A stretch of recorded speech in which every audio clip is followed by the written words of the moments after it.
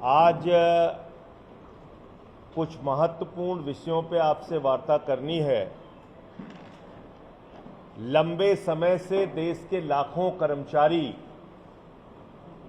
Old pension scheme की मांग कर रहे थे, यानी कि न्यू पेंशन स्कीम बंद करके ओल्ड पेंशन स्कीम की मांग कर रहे थे और ये कह रहे थे कि हमें पुरानी पेंशन की बहाली की जाए। उनकी मांग नहीं सुनी गई। उन्होंने रामलीला के मैदान में आंदोलन किया, जिसमें मैं भी शामिल हुआ था। लखनऊ में किया, अलग अलग राज्यों की राजधानी में किया, जिलों में किया, बहुत सारे धरना प्रदर्शन किए। और जब 4 राज्यों का चुनाव अभी आने वाला है, तो उसके ठीक पहले भारत की सरकार, आदरणीय नरेंद्र मोदी जी की सरकार यूपीएस लेके आई है। कह रही है कि बिल्कुल क्रांतिकारी कदम है और जैसे पुराने पेंशन की स्कीम थी वही स्कीम है ये। लेकिन इस यूपीएस की हकीकत आपके सामने मैं बताना चाहूंगा। पहली बात, ये यूपीएस का जो पेंशन जो स्कीम है, यूनिफाइड पेंशन स्कीम, एकीकृत पेंशन स्कीम जो है, एकीकृत पेंशन योजना, ये भारी संख्या में दलितों, पिछड़ों और आदिवासियों को पेंशन स्कीम से वंचित करेगी। नंबर 1, दलितों, पिछड़ों और आदिवासियों को पेंशन स्कीम से यूपीएस योजना वंचित करेगी। नंबर 1। नंबर 2, देश में लाखों की संख्या में काम करने वाले अर्धसैनिक बल जो अपना जान जोखिम में डालकर भारत माता की रक्षा करते हैं, भारत के संसद की रक्षा में अपने प्राणों की आहुति देते हैं, वो पैरामिलिट्री फोर्सेस के लोग, अर्धसैनिक बल के लोग इस पेंशन योजना से वंचित रह जाएंगे, पेंशन पाने से वंचित रह जाएंगे। नंबर 3, ये योजना कर्मचारी का पैसा लेकर कर्मचारी को पेंशन देने की योजना है। ये योजना, मूल बात जो इसकी है कि कर्मचारी का पैसा लेकर कर्मचारी को पेंशन देने की योजना है। इसमें सरकार कोई एहसान नहीं कर रही कर्मचारी के ऊपर, याद रखिएगा। कर्मचारी का पैसा लेकर कर्मचारी को पेंशन देने की योजना। अब मैं एक एक करके आपको बताना चाहता हूं। पहली बात, सरकारी नौकरियों में एससी, एसटी, ओबीसी को उम्र की छूट होती है, यानी कि 40 साल तक एससी, एसटी वर्ग के लोग सरकारी नौकरी पा सकते हैं और 38 साल तक पिछड़ा वर्ग के लोग, जिसमें हिंदू पिछड़ा वर्ग भी शामिल है, मुस्लिम पिछड़ा वर्ग भी शामिल है, ओबीसी के लोगों को 38 वर्ष तक नौकरी मिल सकती है, सरकारी नौकरी। अब सपोज कीजिए कि किसी को 36 साल में नौकरी मिली और वो दलित और आदिवासी है। किसी को 36 साल में नौकरी मिली और वो ओबीसी है।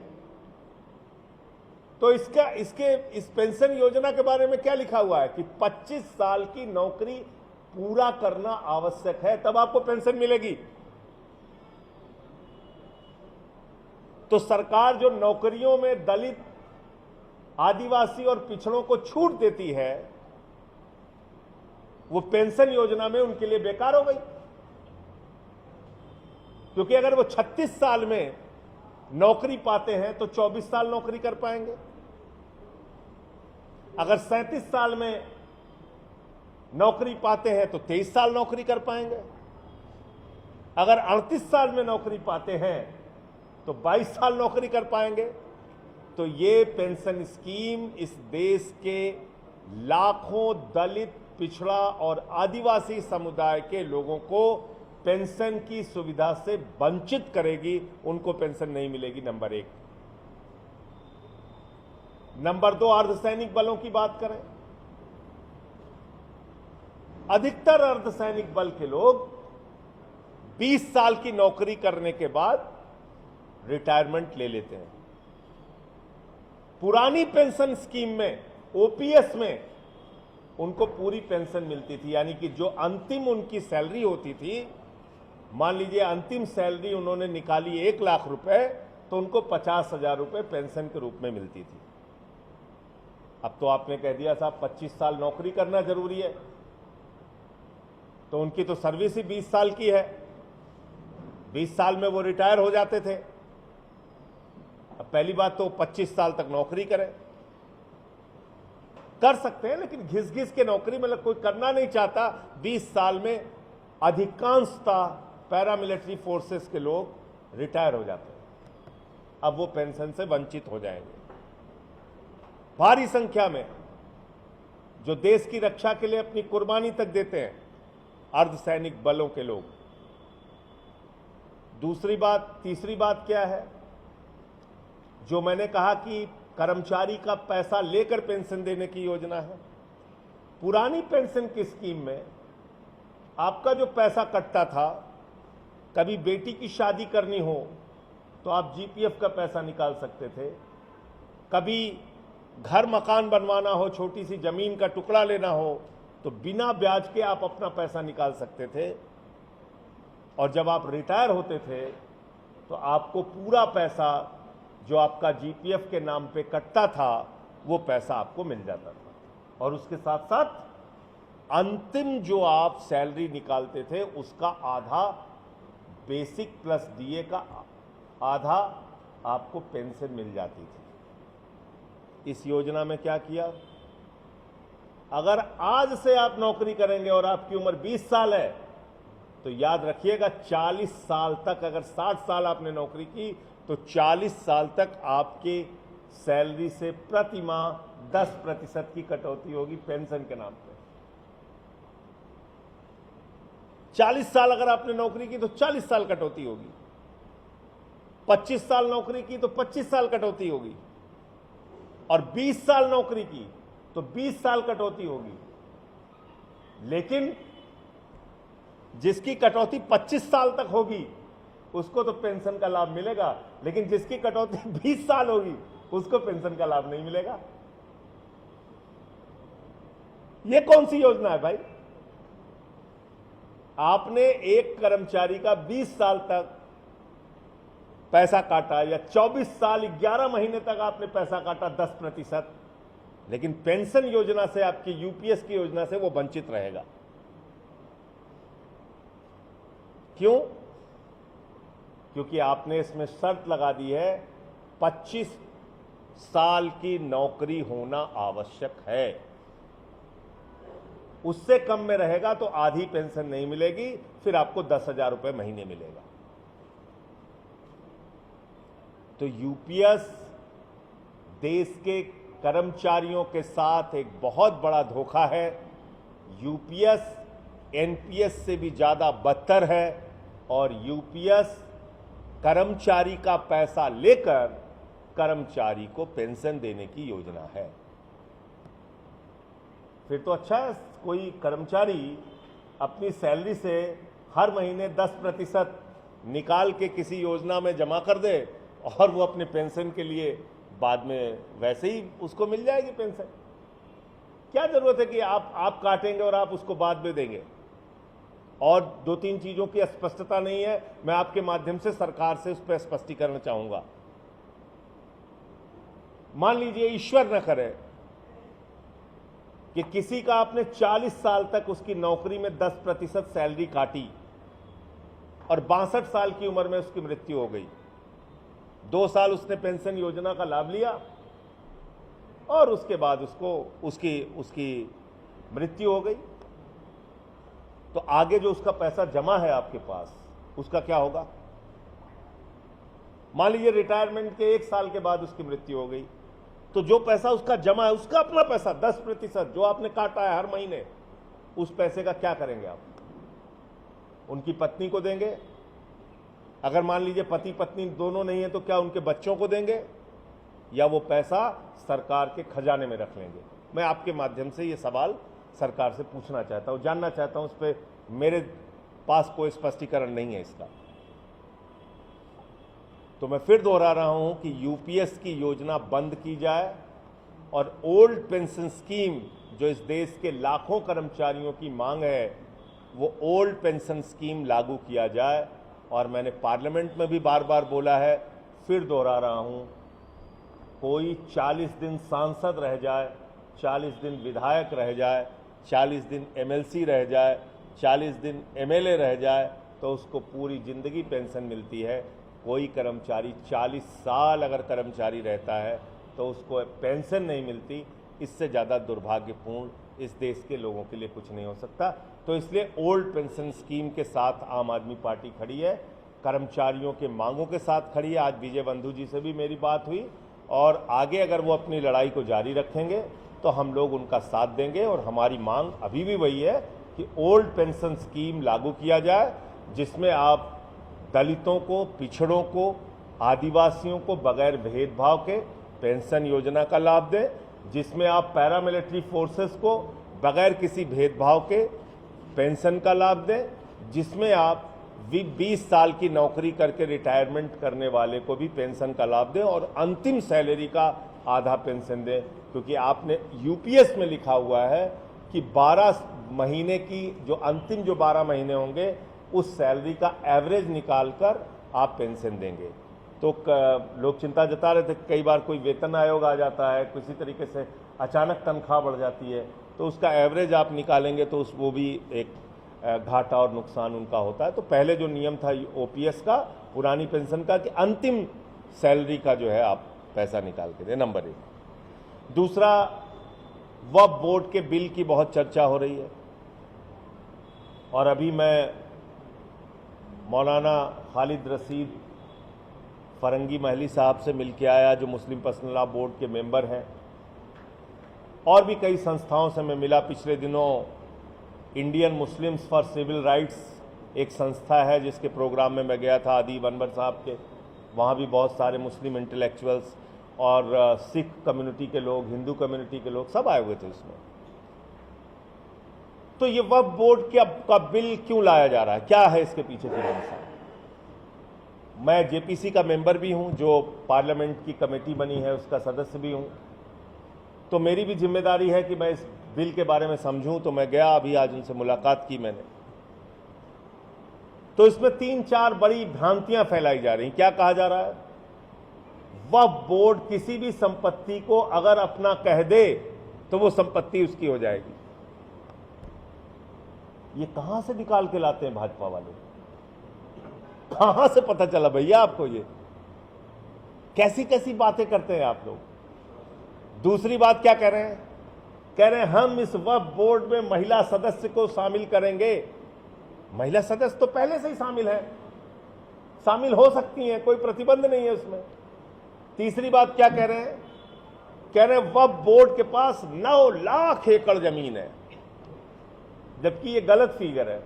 मेरे ख्याल से 5,72,000 एकड़ जमीन उनके पास है। ये 9 लाख एकड़ का जमीन का फिगर आरएसएस की विश्वविद्यालय से निकला व्हाट्सएप वाले, या बीजेपी के विश्वविद्यालय से निकला, मुझे नहीं पता। ये व्हाट्सएप यूनिवर्सिटी की उपज है। फिर क्या कह रहे हैं कि जितनी वक्फ की संपत्ति है उससे 12,000 करोड़ तक की आमदनी हो सकती है। मैं, बड़ी अजीब बात है। तो अब इस देश की मस्जिदों में नमाज पढ़ने का टिकट लगाया जाएगा तो आमदनी हो सकती है, या कब्रिस्तान में किसी को दफन करना है तो उसका पैसा लगाओ तो आमदनी हो सकती है, या दरगाहों से आमदनी करो या मदरसों से आमदनी करो। आप आमदनी कैसे कर सकते हैं? कहां से करेंगे?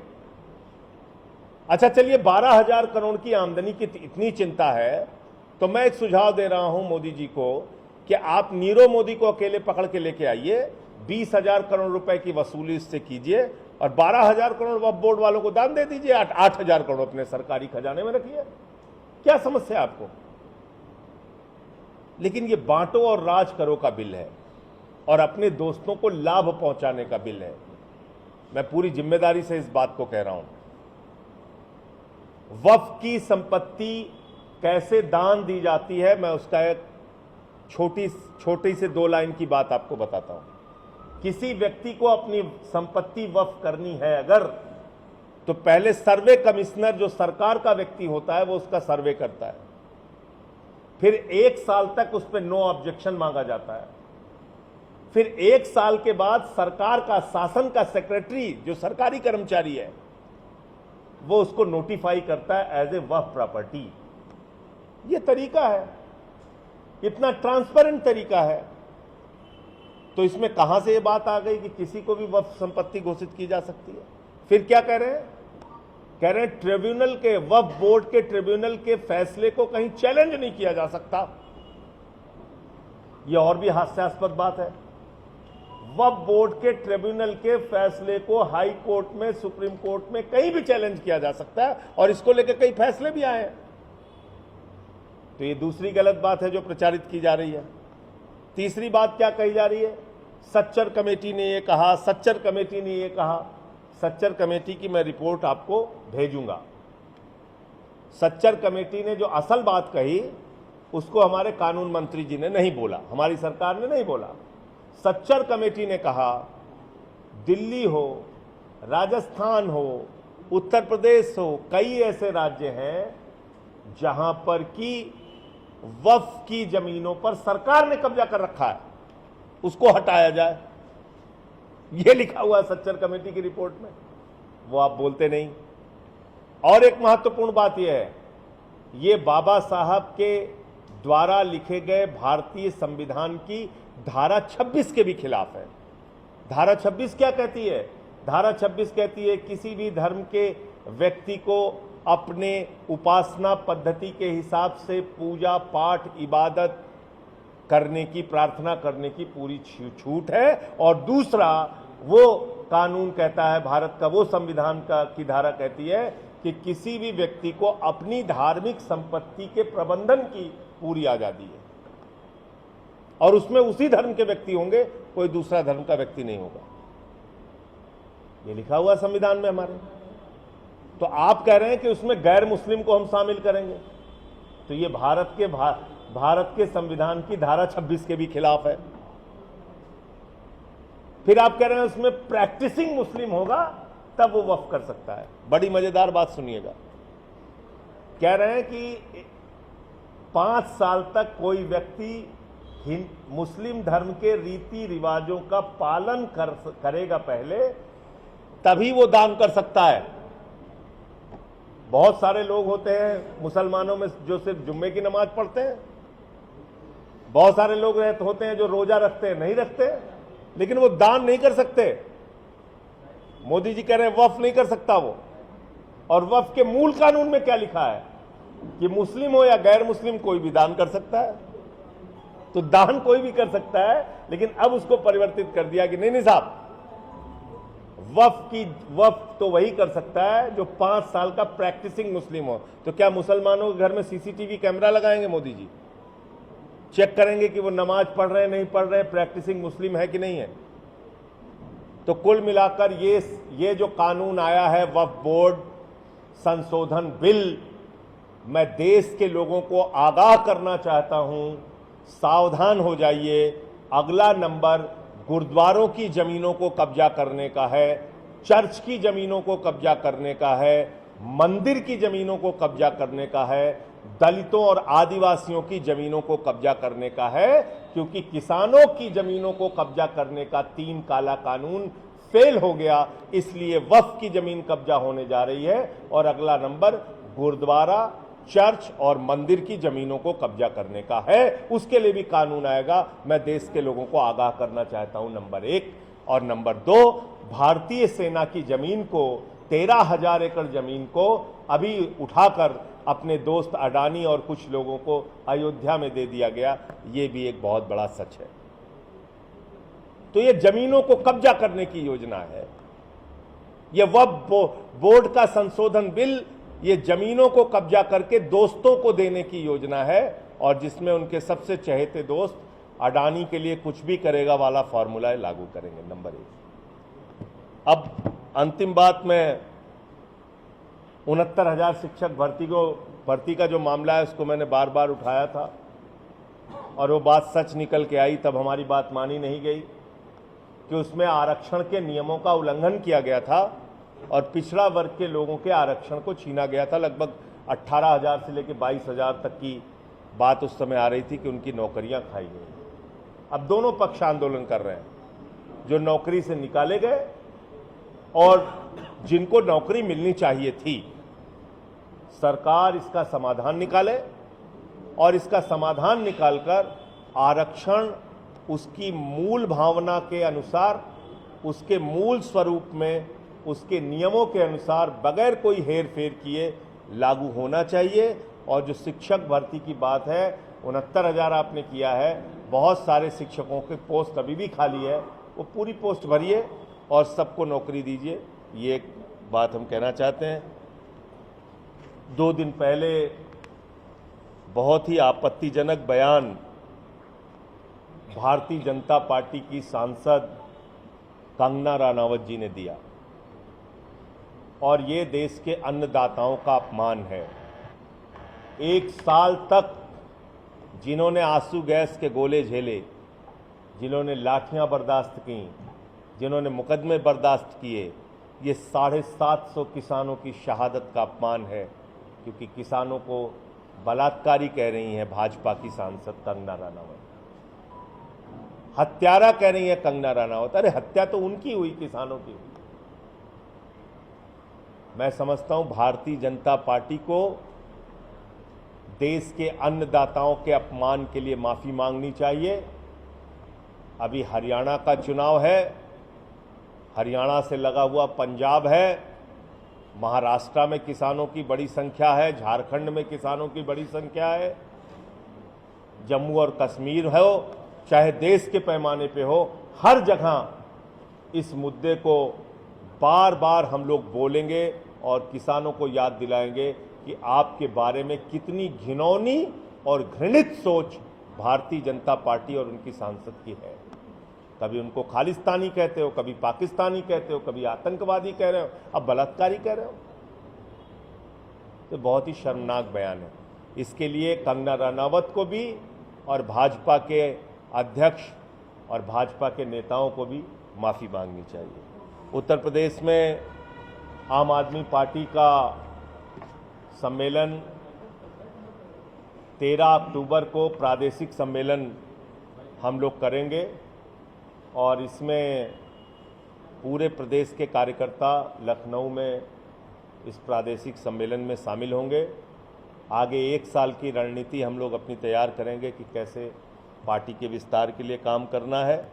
8 जोन में उस 13 अक्टूबर के प्रादेशिक सम्मेलन के बाद 8 जोन के अंदर 8 प्रांत जो उत्तर प्रदेश के हमने बनाए हैं पार्टी की ओर से, उसमें प्रशिक्षण शिविर का आयोजन होगा, और जो तिरंगा शाखा हमारी थी उसका विस्तार करके फिर से हम लोग काम शुरू करेंगे। बीच में उसका काम थोड़ा बाधित हुआ है, रुका है, तो उस तिरंगा शाखा को फिर से सक्रिय करने की हमारी आने वाले दिनों में योजना है।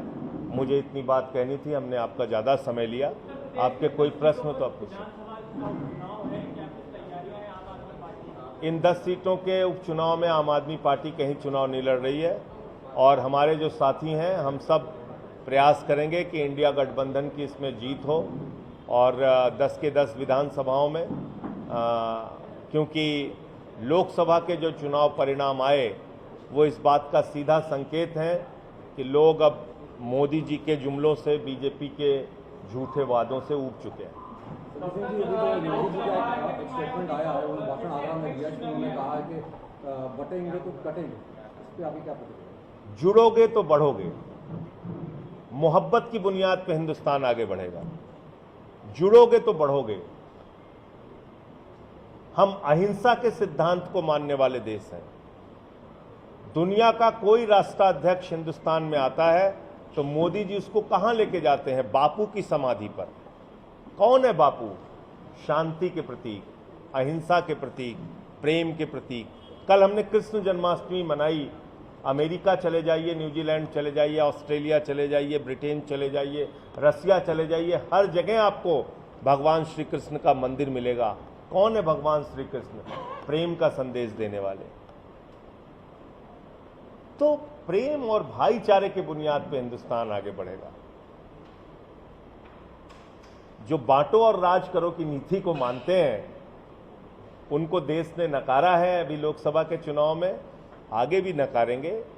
देश का सिद्धांत, भारत का सिद्धांत अहिंसा है, धार्मिक निरपेक्षता है, प्रेम है, भाईचारा है, विविधता में एकता भारत की विशेषता है। विविधता में एकता भारत की विशेषता है और इन्हीं सिद्धांतों को मान के हम गौतम बुद्ध के देश हैं, हम गांधी के देश हैं, हम भगवान श्री कृष्ण के देश हैं। तो ये ऐसी बातें समाज को बांटने के लिए नहीं करनी चाहिए।